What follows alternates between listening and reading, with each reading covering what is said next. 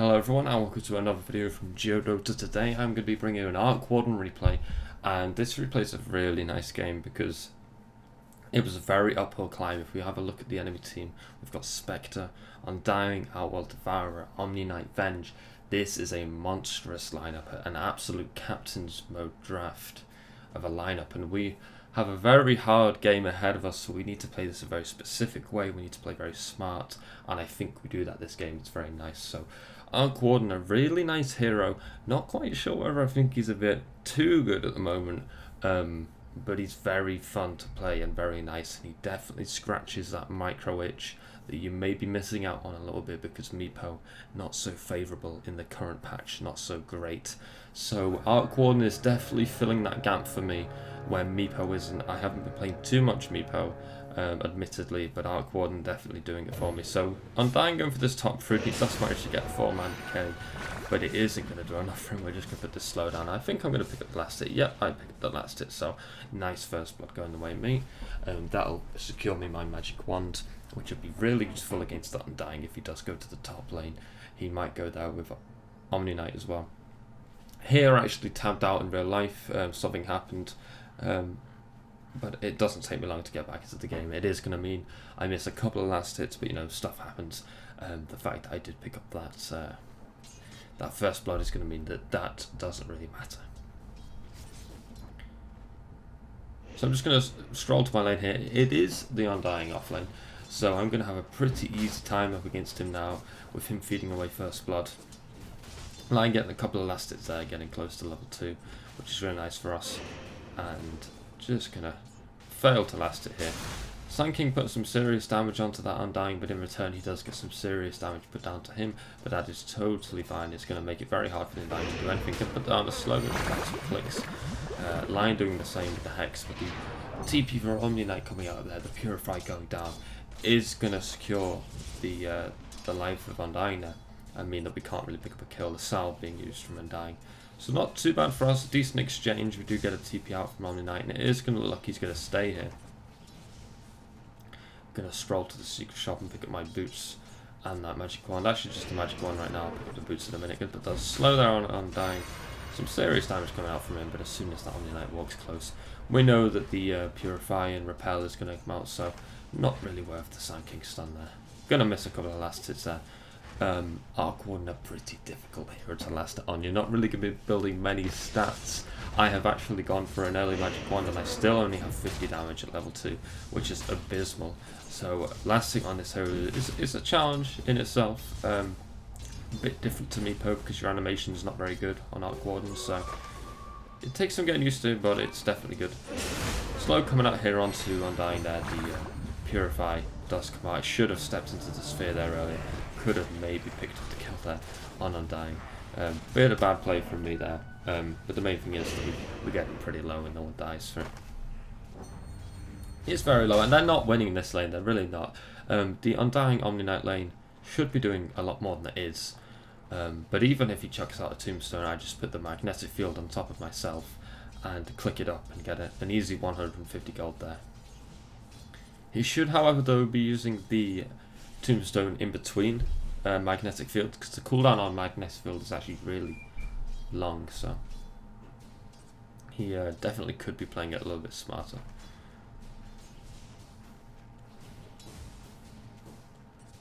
Again, just a standard last hit here. Not doing too well on the last hits, but I got a few denies as well, which against their dual lane is pretty nice. They really haven't been able to touch the creeps much, so they're not doing very well themselves. Omni Knight and Undying kind of want a bit of farm and a little bit of XP as well to get those much needed levels, and they both kind of need a few items to really be able to really be useful. Gonna sacrifice that last hit there to get a couple of last hits here. Couldn't get all three in that situation.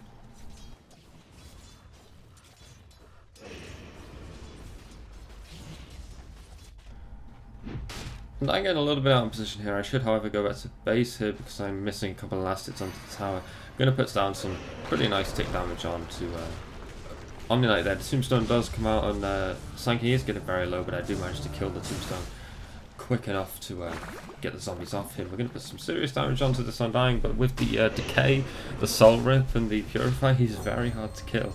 I do have, however, have 11 one charges. The slow does go down. We're going to pick up this Undying with the clicks. Perhaps we can go for 2. No disables left for this Omni-Knight, but pretty nice gold swing for us. Do manage to pick up the Tombstone.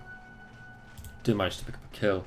The gold plummeting down from a 500 gold leaf for the Radiant down to pretty much even now.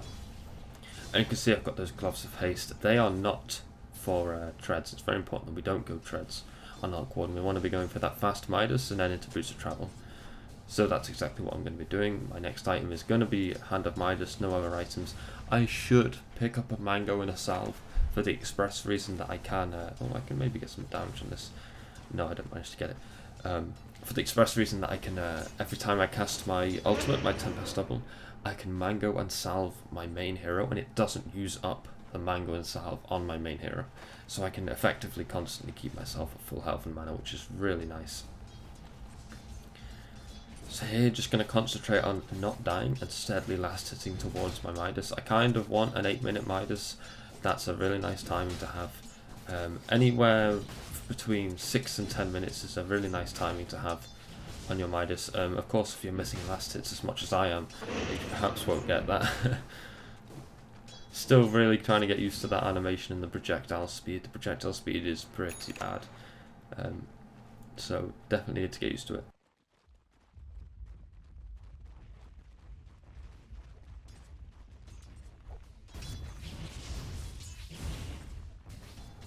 I'm going to try my best to pick up all these last hits onto the tower. It is looking like with a little bit of control I am going to be able to get them here. And it is important that we do get as many as we possibly can and miss as few as possible. The timings on Arc Warden are very important. The earlier you get your Midas, the earlier you get your Boots of Travel, the earlier you get your Boots of Travel, the earlier you get your Necro.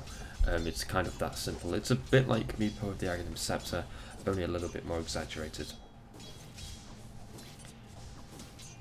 So here Omni-Knight went to another lane, he does die. Lion dies as well because I think he went bottom. So not bad. I mean, my lane is pretty much a free lane now. There is nothing they can really do unless they're there to rotate the majority of their team. Warden actually a really difficult hero to gank because he has a few levels. And there's a little bit of debate on where to lane him because of that. A lot of people lane him mid. I actually find him quite difficult to play mid. If the enemy player is pretty decent and stays near their creeps whenever you slow them, or if they're a very magic orientated hero like Zeus, you're going to struggle a lot because your sphere doesn't really offer you that much. However, in the safe lane I can make sure I get some steady farm, some steady XP, make sure I get that Midas nice and early, and also just ruin their offlaner, which I have been doing.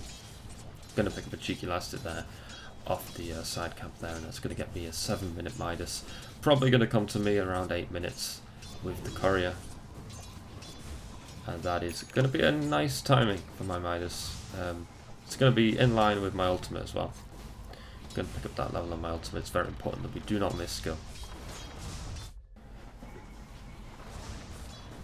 So as soon as my ultimate, as soon as my Midas arrives, I'm going to use the double Midas. I'm going to Midas on my main, and I'm going to Midas on my second hero, on my illusion rather. And the nice thing about that is every time I cast my ultimate, my cooldowns refresh on my item for that illusion.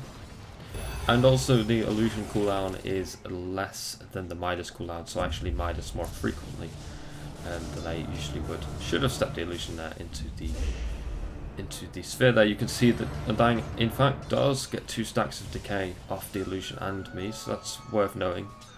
And it does take us pretty low. Again, I'm really paying for not getting that Mango and Salve, and I do eat another decay there. He's going to be pretty low here. The Soul Rip does come out. He's playing pretty well here. He's put some pretty nice harassment. The Tombstone does come out, but it's not enough. He needs someone else. The defender does come out from Sanking, and I'm going to back off. If Spectre was paying a bit more attention, he could have ulted, and that's actually a really bad play for him. This is a pretty key time to kill me. This would definitely get them a nice advantage, considering I'm level 7 now, and have quite a bit of net worth. He should have altered that, and he hasn't. And now with my sphere coming off cooldown, it's going to be pretty difficult for him to do so. So a really bad play for him, actually. As Spectre, you definitely want to be looking out for kills like that, and he didn't. So yeah, his team's going to suffer for it. I'm not sure whether he didn't have the mana or something, but he should have done that. So I'm going to regen up to full and then use my ultimate. Going to TP at bottom to use the Midas. Going to TP my main top and get some damage onto this Spectre here. Get a last hit there, pan bottom, get a last hit, pan top, get a last hit. Pretty nice, Midas up. Pretty good gold generation coming out here. And that is going to result in some nice timings on my items. Do still hear that Undying in the top lane. Missed last hit there, which isn't too great, but overall doing pretty good on the GPM here. Going to cast down that slow on Undying, and you know, you see before he manages to get into range of his creeps there, he does take quite a bit of damage. I mean, it's a level 4 slow now, and it's really going to hurt. He gets a double decay there, which kind of sucks though, and he is going to put down the tombstone. He's definitely doing this because he has friends with him. I'm going to click at the tombstone, that is my priority. The tombstone does die. I'm going to cast out the illusion. Venge stuns the wrong hero. Sphere does come out. Slow does come down onto Undying. Spectral Horn does come out. They are going to make a beeline for me. TP's coming up. Remember, the perfect repel comes out, dodging that line stun. Spectre diving pretty low with this, but no one else is diving. Undying was too low. The Remnant is going to come out from Ember Spirit, and he is going to pick up the kill onto Spectre here, which is like a super nice TP coming out there from Ember Spirit. Really good from him. Not even pre-made with that guy, and he makes that play, so that's really nice.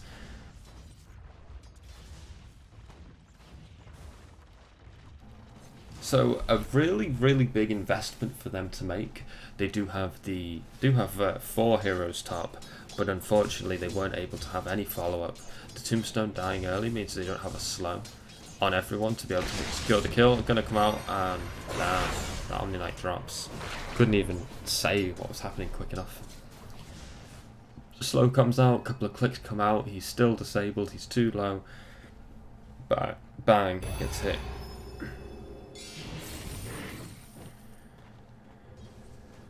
I'm going to bring out the double Midas there as well, level 9's 2, doing really nice. Going to put out the Sphere, going to get a little bit damage there on Undying. And again, I'm really paying for not having that Mango in the south. Definitely something you guys want to take away from this game. In your early game as Arc Warden, you definitely want to have that Mango in the south and use it correctly.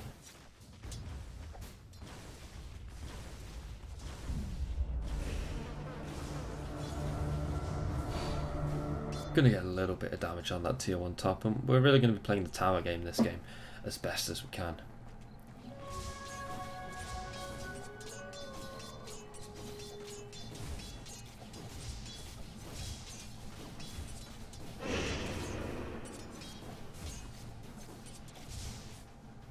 Getting a few last hits there, and going to TP back to base now. My ultimate's about to come off cooldown, so I'm going to get that ultimate up and hopefully get some more gold generation. A little bit of a go on mid, we can perhaps do something, but I'm not too confident about it. My BTs are on cooldown on my main hero, so I could be baiting Ember Spirit into a death there if I TP with my second hero. Gonna use my Midas top and then put down the Sphere instantly. Your illusions actually don't last that long at all, so you kind of want to use the spells a bit generously. Gonna put some serious damage onto this. You can see how nice that slow is, how much damage it does do. Honk gonna come out from Spectre, but it isn't gonna do anything to me. Lion does manage to pick up a kill onto Outworld Devourer, but he does get killed himself. Sun King and Lion for Rodian. Omni Knight is actually a really nice trade for us, so I'm not upset about that at all. Now I'm gonna come out and use my Midas, get a last hit there, get a last hit here, and slowly and steadily head towards my Necro. I should, however, be backing up here. I cannot see anyone on the map at all. He is going to check out a Decay, the Soul Rip's going to come out. And I should be backing up here, and I'm going to do so. Spectre appearing in that mid lane now. Going to get a few more lasters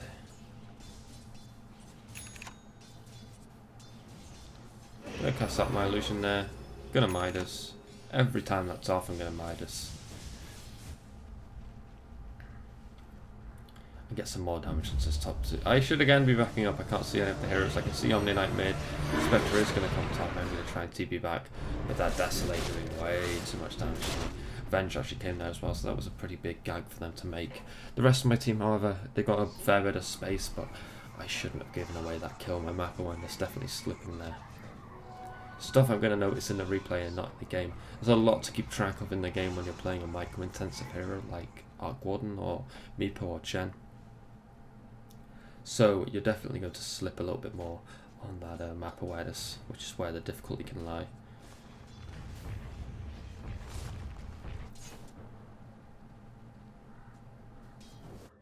Nix isn't really going to be able to pick up a kill on that Omni Knight. He's not playing very well so far this game. There's not a whole lot he could do, however, we're not team fighting, so he's kind of having to look up for these solo pickoffs, so I should have a bit more empathy in that regard. I'm gonna TP my main hero, use my ultimate, Midas up, get some nice gold. The horn is gonna come out, let's see who it does pick up. I think it's gonna pick up Nyx. Gonna Midas up, it does pick up Nyx. I'm not gonna use free camera here, I'm gonna keep it to my perspective so you can see exactly how I play. And I'm going to pick my second level and my ultimate there. It's very important that I do that. It reduces the cooldown quite considerably, and it reduces the health and mana that is consumed when I cast the ultimate. I'm going to try and get this top tier 1. They are, however, going to get the tier 1 mid. Not too great for us. Not the best trade. And I am actually going to back off from there. They used to fortify, so I can't actually do much. And my right click is very, very little here. 68 damage right now at 15 minutes. Not good. And they are going to TP out the Spectre to try and stop me. He's going to check out the Spectral Dagger. He's getting a TP from Undying as well. I spot this. Going to put down the slow on him. Get a bit of damage. Going to put down the Sphere. He can't click me. Max level Spheres, which is really good. And I'm just going to TP home. I can't really fight that. Gonna cast my ultimate out and instantly TP at bottom to assist Ember with this push. Gonna put down the Sphere to take these creeps down really quickly. And hopefully get a little bit of chip damage on that bottom tower. Just harassing them, pressuring them, choking them a little bit here. We want to be making sure that they are not having a comfortable time in this game, and Warden excels at doing that. The Sand King, however, does get picked up a mere 200 gold away from his Blink Dagger, which really sucks. So I'm going to try and push out this mid lane. They are definitely going to get that tier 1 top. Ember Spirit trying his best to get that tier 1 bottom. He's probably going to pick it up in return. They do manage to get the top tier 1, and so that's a bit of gold going their way. I'm going to pick up my Necro here at 16 minutes. Not the best timing. It should have been a lot earlier than that, but a kill given away at the wrong time wasn't very good. Ember Spirit continuing to push out that bottom tower. He's not yet contested. They're going to go for the tier 2 top. Ember Spirit does manage to get the tier 1 bottom. I am going to push out this mid tower even more. Going to bring out my illusion. Going to put down that Sphere. Hopefully get some damage on this tower. Bring out the Necro. And get a bit of damage on that tier 1. Sphere does come out again. The Horn does come out and he goes straight onto my main hero, and I do screw up quite considerably with that TP you saw there. I do accidentally panic TP to the creep next to me instead of to base. That's going to happen in certain situations if your thought process is not clear enough. Even if I did TP to the base, I still think OD would have been able to imprison me there. It would have definitely been close, but even still a bad play to make. I should definitely have been more accurate with that TP. We do get some, we do kind of force them back, I guess, but not great. And Lion is probably going to get picked up here. Imprison coming out at the last second. You can see I panned my camera away as if to say that I can't look at that kill. So not looking good for us right now. If we have a look at the gold graph, a mere 4 or so minutes ago, well actually 5 minutes ago, we were leading considerably by about 2,000 gold, and then slowly as they start deathballing, getting a few pickoffs here and there, they've reverted completely flipped the gold advantage their way. I do, however, manage to pick up a tower top there, which is going to help us a little bit on the gold side of things. But probably not enough. They are doing pretty damn well in terms of gold themselves. They do pick up the tier 2 mid there, so no shift really in gold earned. And now there are only a mere 2 towers on our map. not counting the tier 3s there. So they only have 2 towers left to get. We have 4. A split push is definitely quite fierce. I have the level 2 Necro now, so we can really do some damage here. Gonna cast that level 2 Necro. As soon as I see the OD pop his head around the corner on the bottom lane, I'm actually gonna get some damage in that tower. They are fighting on the tier 1 here. Nyx is assuredly gonna get picked up here. I'm gonna bring up my illusion and do exactly the same as I was. I'm gonna put that tier 2 top, which is really nice. They do manage to pick up Undying there. And we are gonna fortify our structures. Delaying them even more on that push, so I can get some serious damage onto this tier 3 here if they're not careful. Lion does get picked up, but they are creating space, they are creating time, Sanking is farming mid lane, getting his blink there, and I do actually think that is an enemy TP with his Ember Spirit and ally, so I do opt to go back in. I probably shouldn't do this, however, he does have Remnant to get out and I have nothing, but a considerable amount of damage is being done to that tier 3 with those 4 range creeps and that catapult. TP coming out here from OD, and that guy can imprison me if I try to TP. I should see you right now. I'm going to put down the sphere first, going to cast the TP, it's a little bit late, I think I'm going to, yeah, 0.1 seconds to go and I get imprisoned. Ember Spirit thankfully does get out, but I am going to fall for this, so big misplay by me, and they are going to pick up the tier 2 there on the bottom lane. Omni Knight seems to be staying for a little bit too long. We might pick up a counter kill on him. Again, keeping this on player perspective, we'll see if I pay attention. And I do, they are going to pick up the counter kill on OD here. On Omni Knight, sorry. They do deny the mid tower there, so a little bit of gold going away, a little bit of map control. They do, however, have every tower on our side of the map, apart from the T3s. And, you know, we got a really considerable amount of damage onto that top tower, that top tier 3, which is really good for us, because as soon as that falls, the Rax is sure to follow as well. So, as soon as I pick up that Necro 3, if they leave that lane open a little bit too long, they're going to really pay for it, and OD definitely realizes this, so he wants to push this lane as far away from his base as possible. I am, however, going to redo his effort there and bring out my Necros, bring out the sphere, and really reverse his efforts to push out that lane and really get it close to their base so I can exploit the fact that they've left it open. OD is still here, and my team is actually rotating up. I am going to ping him out because he is a real kill here. He really wants this lane away from his base. He realizes the danger of having it near his base. The huge range on that beautiful slow is going to come out, and I'm going to bring out my Necros here as well. He's imprisoned himself, banging him and his team a little bit of time. But the fact they have no TP means he can't get an in-time response, and he's going to get picked off. A nice 4-man gank there, bringing down the OD. Buying us some much needed time. That's basically 50 seconds where they can't death bomb, which is really, really good for us. Pick up the Necro 3 there, and that's actually a pretty big turning point in the game. If he'd have been backed up and if they'd gone, right, let's death ball again, let's push again, that's a Rax for them. At this point in the game, it's still a Rax. But he's very scared of if they go for a death ball into a Rax, that the Necro 3 Arc Warden is going to come out and take their Rax top. Putting down the slow there on Undying, get a little bit of damage on there. My team is investing quite heavily into this, however, and I only have my illusion there. My illusion is going to go down. All 3 of the heroes getting very low, but alas, I didn't have the TP on my first hero there, so I am not going to be able to pick up any kills there. I'm going to TP to the bottom lane. I'm not going to be phased by what just happened top. I'm going to keep up the pressure on the enemy team.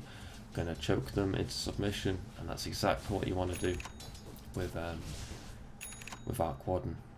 You want to be pressuring them. You want to put them in an uncomfortable situation where they have to keep defending, where they have to keep farming lanes to keep them pushed out. And OD is actually going to get caught out here, or is it me getting caught out? I don't know. The first hero is going to get imprisoned. The sphere is going to come down. The second slow is going to come down. The Necro 3 is going to come down. There's 4 Necros right now, and he is dying. He just gets more or less outplayed there. I think his decision there to panic imprison my first hero there was not a good decision for him to make, and I am going to pick him up there. Another really key kill, because now again they can't death ball for 40 seconds, so keeping my cool.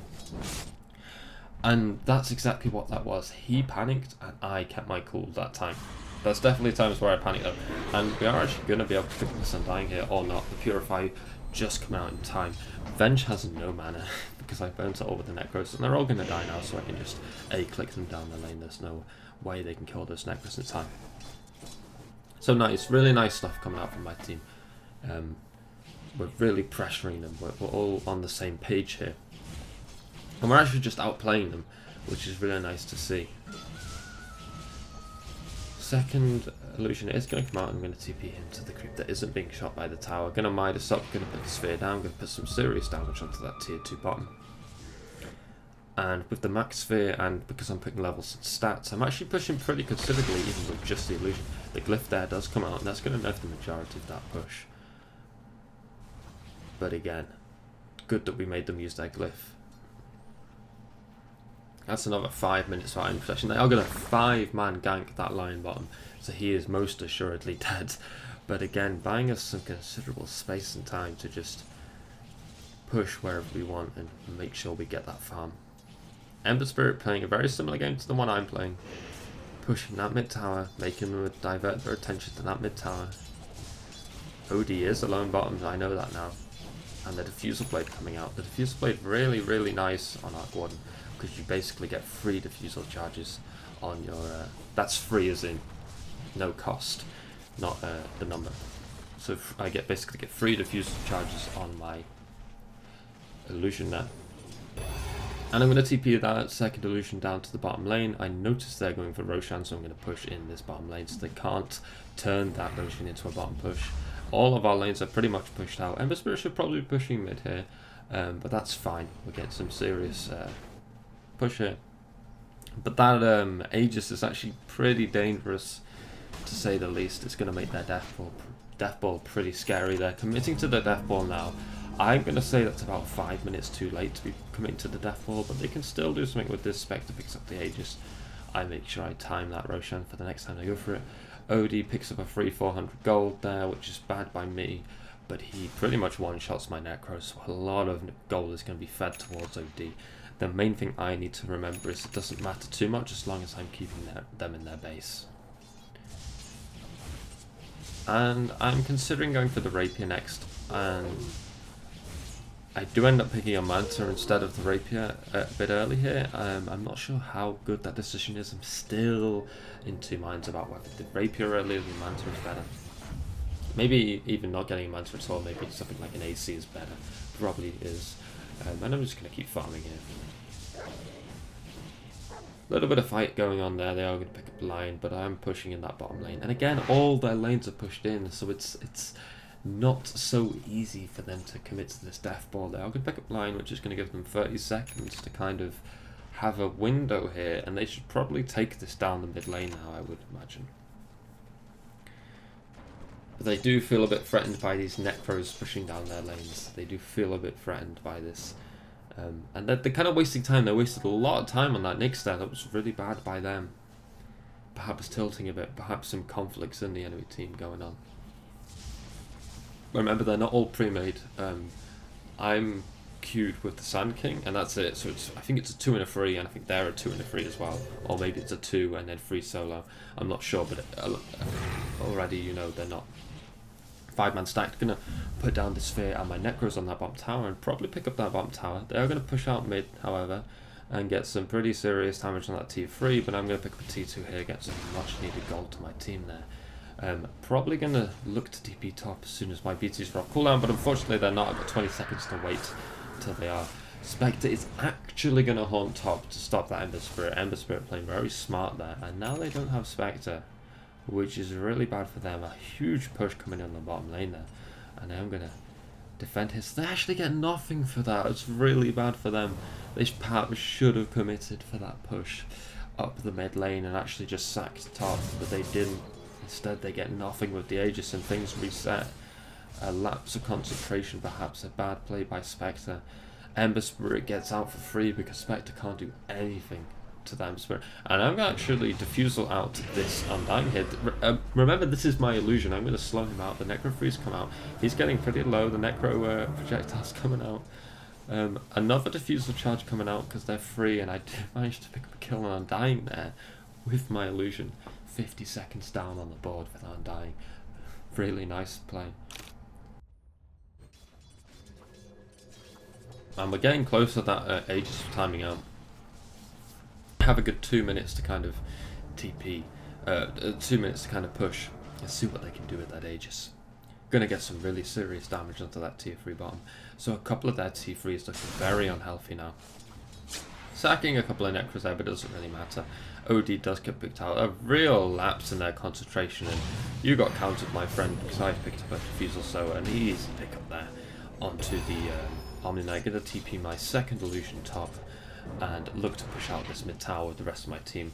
Keeping the lanes pushed out, that's a big part of Arc Warden. I'm pretty sure that we'll get that tier 2 mid eventually. I just want these lanes pushed out. So it's only 29 minutes and I'm getting very close to my rapier. I've not died. I've got a couple kills, a couple of key kills worth 500 gold. I've been minusing on cooldown and I've been farming around the map with my necros and such. So I'm getting really nice GPM here, really close to my rapier there. But I am going to opt for the Manta to be a little bit safer. Again, I really think this should be an AC, so that's an adjustment I'm going to make in my next Arc Warden game. And I'm going to push out this top lane. Again, keeping it pushed out. This is my main hero now, and I don't really feel too scared about this. Again, I don't have rapier, so I can play a bit more aggressive for my main hero. Going to necro up there on my illusion, and just push out that lane. Keeping them pressured, keeping them locked a bit to pushing out these lanes. They haven't played this game how they needed to, and now they're really going to start suffering from it. Spectre actually losing the Aegis there on the bottom lane, and he might even lose his life. I'm gonna yeah, he's gonna lose his life. That illusion was very low, so he's gonna die. 70 seconds down on the board. Ember does manage to pick up Spectre, and Sand does manage to pick up Venge, so a couple of heroes dying there. Now I'm going to pick up that tier 3 top. Undying instantly realises, and OD actually picks up a counter double kill there, but it's too good for them because they did just lose a tier 3 top. So again, not committing to help my team, and now I know that they all TP top. Well, the majority of their team apart from Omni Knight TP top. I can push out this mid lane towards that tier 2. OD, I actually caught a glimpse of OD there, but this is only my illusion. I don't feel too scared about him. He can, however, instantly kill my Necros there, and you see he's going to do exactly that. So I need to learn from that and not try and feed him anymore.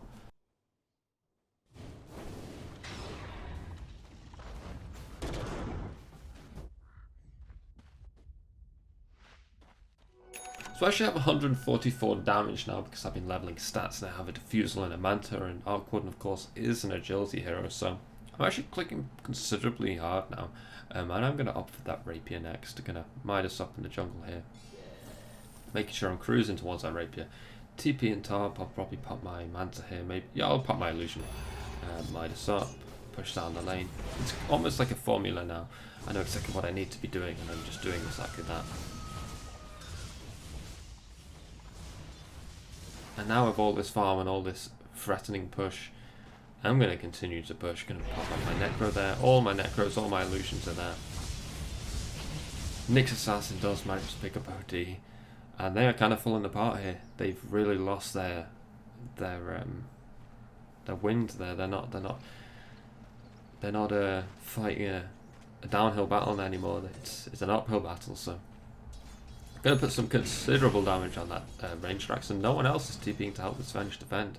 It might look like I get that range track top, which is really going to assist with my push. Picks up a Necro. I should be backing this ranged Necro here. I don't know why I'm keeping it there. I've actually just found it there, but really a negligible amount of gold going Venge's way there. I do try to TP my illusion top, and it does get cancelled by Purifying to one of the creeps, so I'm just going to use the solution to farm now. That tier 2 mid still standing. That's probably going to be the next victim if we can help it. And again, the lane is just pushed. All the lanes are pushed their way. So we have a lot of vision, a lot of map control now, and they are almost locked to their side of the map. It's very difficult for them to push all the way down the lane now. Lion is going to pick up Spectre there again, so another death on Spectre. Spectre really falling apart here. OD does not manage to pick up a counter kill there, so not so great going for them. And with this game is really also a demonstration of us holding our nerve when the game was going bad for us, and they are not holding their nerve. They're falling apart. Do miss Micro my Necros there a bit, but I'm actually not going to walk them down that lane. OD can just one shot them. But again, they can't push, so I know they can't push, so I'm just going to farm where I want now. Spectre's not up, he's dead for another 25 seconds. Just going to slowly farm my way towards my rapier. Going to TP out mid and supply drop out my Necros illusions. And then leave. Like a flying broodmother just spawning units over the map. Gonna need to back up my Necros here. Do feed one of them. Need to bring out the second one. So it is that you need to be quite a definite improvement I need to make is microing my Necros a little bit more. To feed them less. Definitely don't micro them to the point where you abandon your first hero though, because you don't want to feed him. The Necros don't have a respawn cooldown. That's gonna, well, they do have a cooldown, but it's not going to jeopardize your team as much if you die. So pushing out that top tower, I do manage to get out both my Necros there, so they're not going to feed. Pushing it out, Spectre's on the bottom lane again, solo, and I'm going to pick up my rapier now. And this is really going to hurt them. Going to go to Midas up here. And now Spectre can make a huge play if he's paying attention, so I'm going to get immediately back. If he relocates to that illusion and clicks me enough, he gets that rapier, so I'm going to play really careful. My Sanking and Amber were moving into position to help me there though, so I don't think it could have done it, but pretty scary for a second there.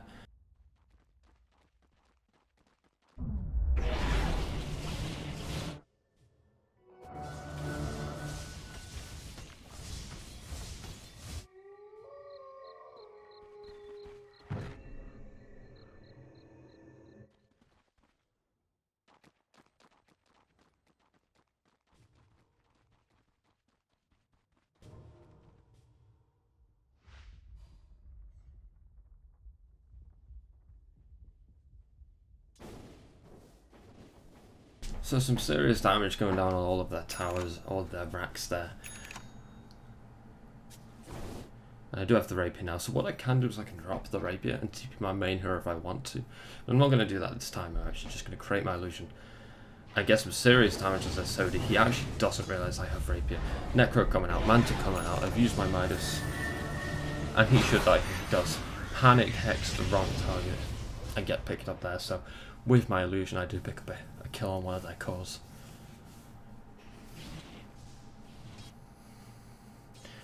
And I'm going to slowly push out this bottom lane. They're going to have to TP to defend it, I mean it's not going to push in too hard now. And I probably should TP my first hero now. Drop the rapier, TP my first hero. Again, another improvement I can make.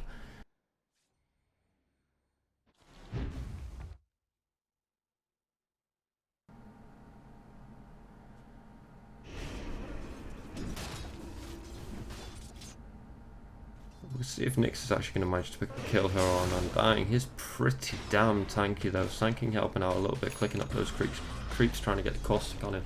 And it isn't going to succeed, but I do upgrade my Boots of Travel and TP my second illusion here. Upgraded Boots of Travel meaning I can TP to friendly heroes instead of just units. And I'm going to instantly pick up this tier 3, get some serious click damage on that melee rack bottom. I have no glyph, so I'm just going to straight up get it. Guardian Angel coming out a little bit too late for Vengeful Spirit there.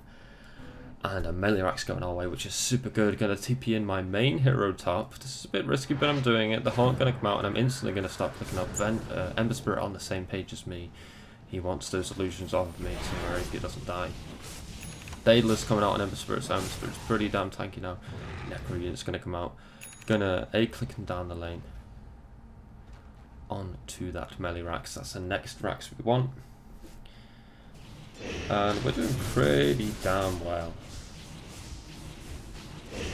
This is Honestly, my entire team is playing pretty well. Everyone's playing the game they need to be playing.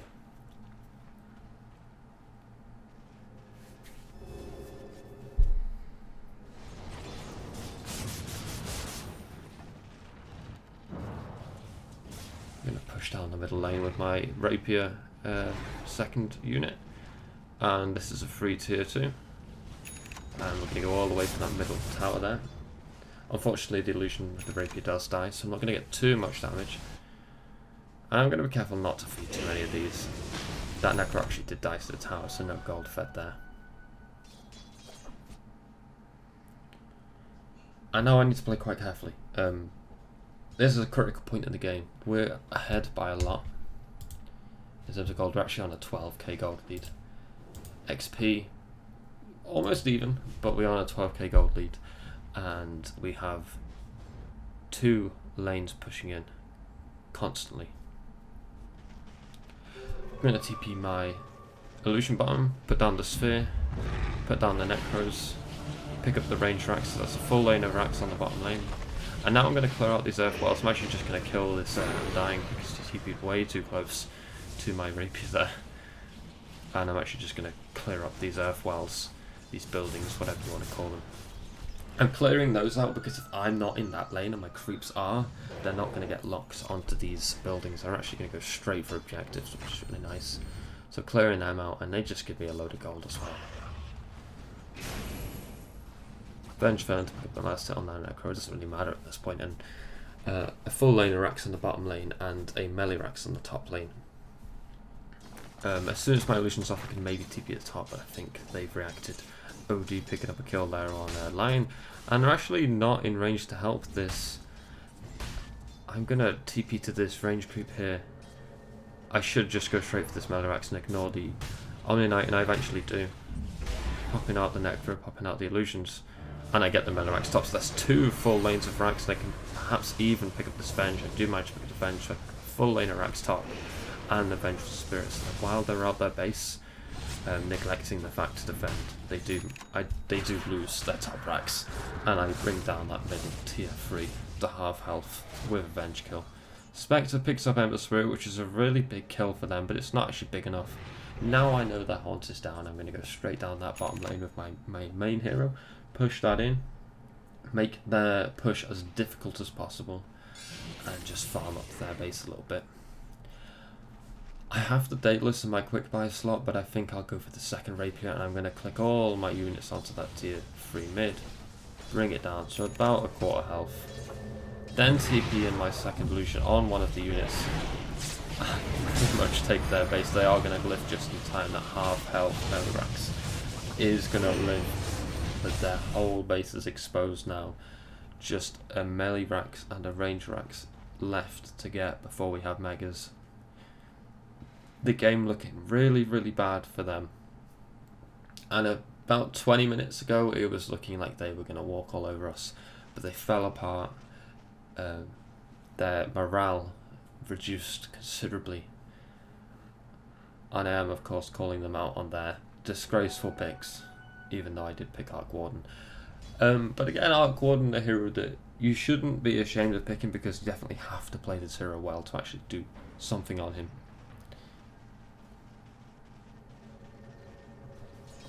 They're going to push straight down the middle. They're going for a bit of a death push here. They know they can't actually play the War of Attrition anymore, so I'm just going to pretty much clear out their base here. The Sphere coming down, and Meliorax they're going to be eaten up shortly. Nyx Assassin does drop to Spectre. Lion does drop as well. And Sanking drops as well, so all 3 of our supports are going to die. Pretty good for them. They need to now commit to a mid push. They cannot go back to defend anymore. They just all need to go for a push. 2 buybacks coming out. This is crunch time. We know now that we have to defend this push, and we've won. So all of our buybacks are going to come out to defend this. Mega creeps getting pushed.